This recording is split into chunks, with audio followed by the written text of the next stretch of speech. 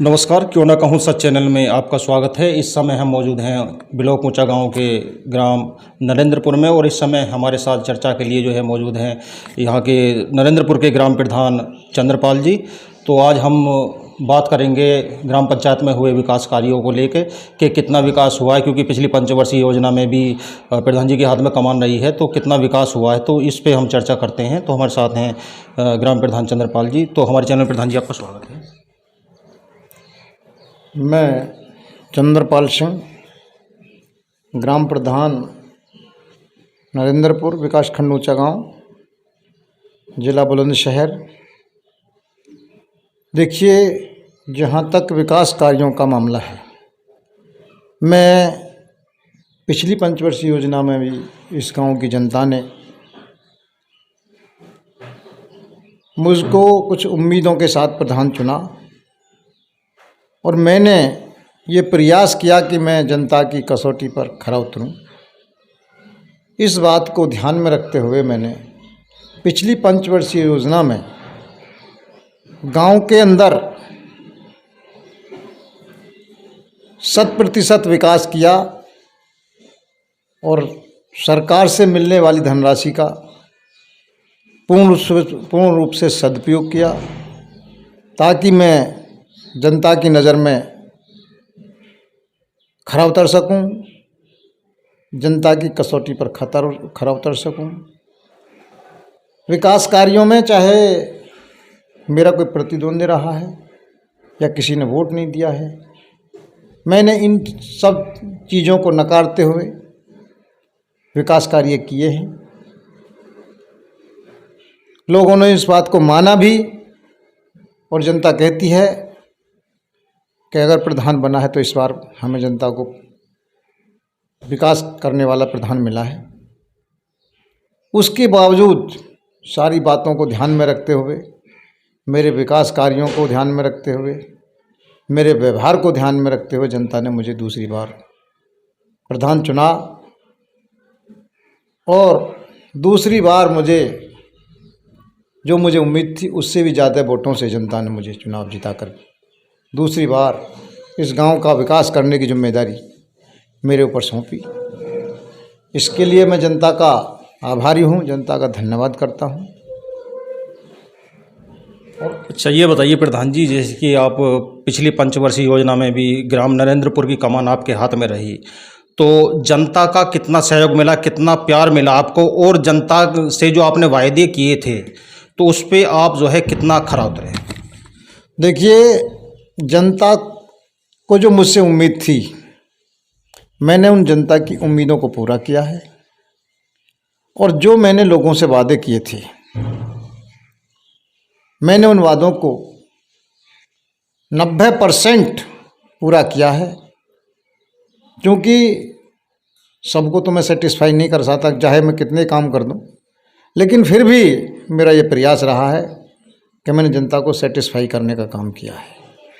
पिछली बार से मुझे जनता ने, पिछली बार जब मैं चुनाव जीता था 200 वोटों से जीता था, इस बार जनता ने मुझे 400 वोटों से चुनाव जिताकर इस गांव की जो कमान द्वारा मेरे हाथ में सौंपी।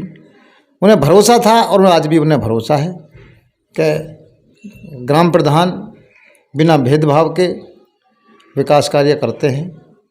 ऐसा मेरे मन में कहीं खोट नहीं है। मैंने बिना भेदभाव के गांव के अंदर विकास कार्य किए हैं और आगे भी मैं बिना भेदभाव के विकास कार्य कर रहा हूं।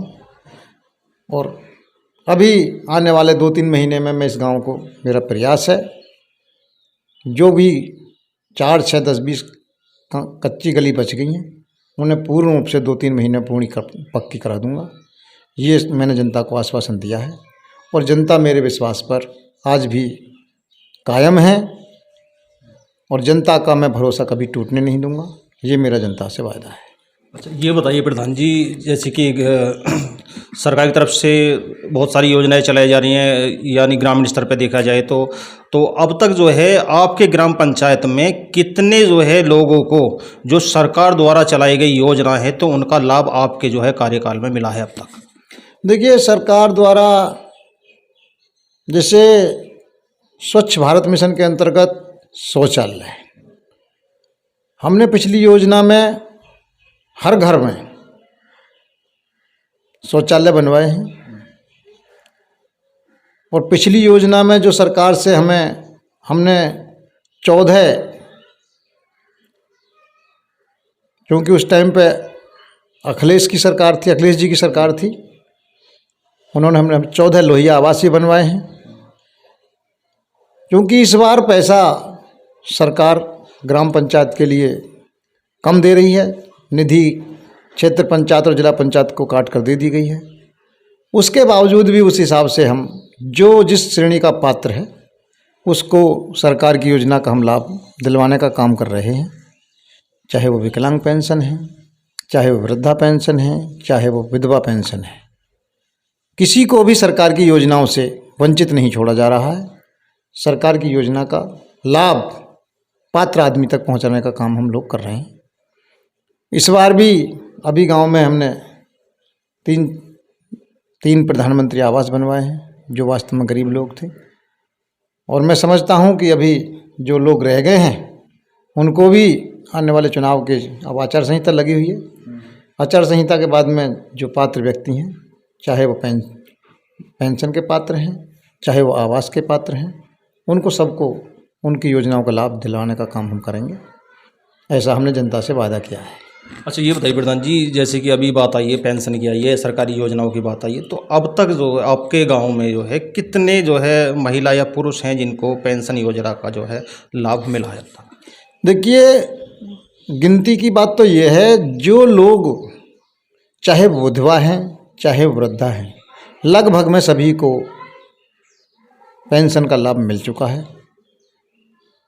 किसी कारण से कोई छूट गया है, उसको हम चुनाव के बाद में उसको उसका लाभ दिलवाने का काम करेंगे। लगभग में 100% लोगों को हम पेंशन का लाभ दिलवाने का काम कर रहे हैं। अच्छा, हर ग्राम पंचायत में जो है एक कार्य चल रहा है जल योजना है, हर घर जल योजना, हर घर जल योजना, हाँ, तो उसमें अब तक जो है आपके जो है ग्राम पंचायत में जो है कितना कार्य जो है पूर्ण हुआ है? देखिए, सरकार की महत्वाकांक्षी योजना है हर घर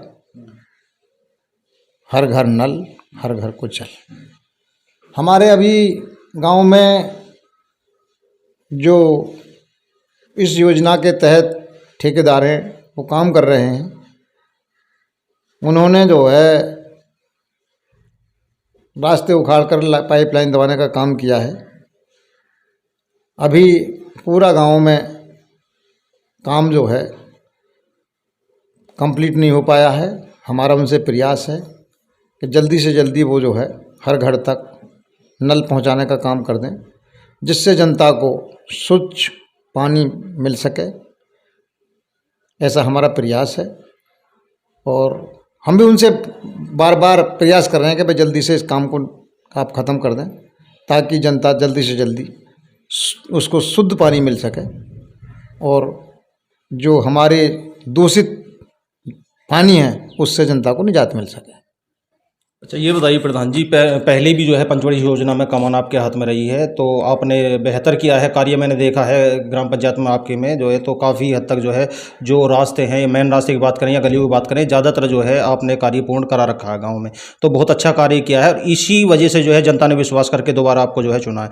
तो कौन से ऐसे कार्य अभी बाकी हैं ग्राम पंचायत में कि जो होने अनिवार्य हैं और जो है आने वाले समय में आप उनको पूर्ण कराने का जो प्रयास करेंगे? देखिए, कुछ रास्ते ऐसे हैं जैसे नई कॉलोनी डेवलप हुई है, क्योंकि कुछ धन अभाव के कारण रास्ते छूट गए थे, तो हैं अभी छोटी छोटी गली हैं, 10-15 गली हैं, उनको हम आचार संहिता के बाद में बरसात के मौसम से पहले पहले उन्हें पक्का कराने का काम हम कर रहे हैं। यह इस तरह की हमारी कार्य योजना बन चुकी है। अच्छा, ये बताइए प्रधान जी, जैसे कि पिछली पंचवर्षीय जो योजना थी उसके अनुसार देखा जाए तो इस बार जो है, जो अगर बजट देखा जाए ग्राम पंचायत का, तो जो है काफ़ी कम है ऐसा बताया जा रहा है। तो आपके गांव को जो है, आपके ग्राम पंचायत को कितना सहयोग गवर्नमेंट से जो है मिला है इस योजना में?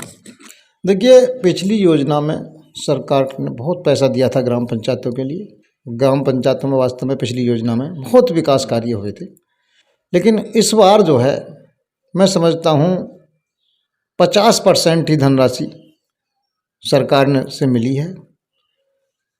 उसके तहत हम उसी हिसाब से काम करा रहे हैं, क्योंकि लोगों से जो लोगों ने प्रधान हमको बनाया था उस उम्मीद से उस हिसाब से सरकार द्वारा हमें फंड प्राप्त नहीं हो रहा है। लेकिन हम प्रयास कर रहे हैं, बाह्य चाहे वो कोई विधायक हो, सांसद हो, प्रमुख हो, जनप्रतिनिधि से भी हम गांव में पैसा लाकर जनता के हित में विकास कार्य कराने का काम कर रहे हैं। अच्छा, आप बीजेपी से भी जुड़े हुए हैं, संबंधित हैं, तो जैसे कि अब चुनाव का जो है दौर चल रहा है, तो आगे क्या लग रहा है आपको? जिस तरह का जो है गठबंधन भी जो है मजबूत है, इसमें मजबूत स्थिति में है, और 400 पार की बात जो है की जा रही थी बीजेपी की तरफ से, तो आपको क्या लग रहा है इस बार क्या जो है 400 पार का आंकड़ा पार कर पाएगी बीजेपी? देखिए, मैं भारतीय जनता पार्टी मंडल अमरगढ़ का मंडल महामंत्री हूँ, 2 बार से मंडल महामंत्री हूँ, और जनता ने मोदी जी के काम को सराहा है, और मोदी जी के कामों से प्रभावित होकर जनता मोदी जी के पक्ष में भारतीय जनता पार्टी को पूर्ण बहुमत की सरकार बनाने का काम कर रही है। जैसा मोदी जी ने कहा, इस बार 400 पार ये 100% निश्चित है। हम भारतीय जनता पार्टी के सभी पदाधिकारी, कार्यकर्ता, नेतागण आश्वस्त हैं, इस बार 400 पार होकर ही सरकार बनेगी, और मोदी जी तीसरी बार इस राष्ट्र के, इस देश के प्रधानमंत्री बनेंगे, क्योंकि मोदी जी के नेतृत्व में हमारा देश दुनिया में मजबूत हुआ है। हमारे देश की छवि दुनिया में बहुत निखर के आई है।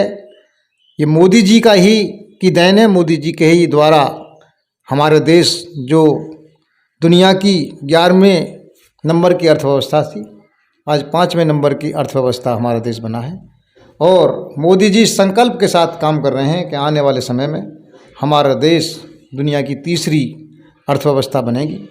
इन सब बातों से प्रभावित होकर जनता ने मोदी जी के हाथों को मजबूत करने का काम किया है, और 400 पार सरकार बनाने का काम भी जनता ने इस बार पूर्ण कर दिया है। ऐसा यह मेरा विश्वास है। आपको लगता है जैसे कि अब विपक्ष जो है इस समय काफ़ी मजबूत स्थिति में है, तो क्या 400 पार का आंकड़ा जो है बीजेपी पार कर पाएगी? देखिए, विपक्ष के पास कोई ऐसा नेता भी नहीं है जिससे हम उम्मीद कर सकें कि ये विपक्ष में कहीं हम बैठकर हमारे देश को आगे बढ़ाने का काम करेंगे।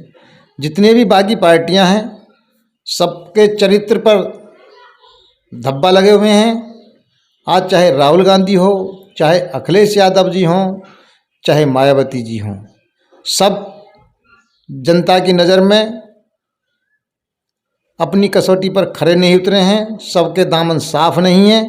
ऐसा अगर कोई नेता है देश के अंदर तो वो नरेंद्र मोदी जी हैं, जिनके दामन पर कोई दाग नहीं है। बाकी जनता भी इस बात को देखना चाहती है कि कहीं हमें मजबूत स्टैंड मिले। विपक्ष के पास में ऐसा कोई मजबूत स्टैंड नहीं है। आपस में ही टिकट बंटवारे को लेकर इनमें इतनी फूट है।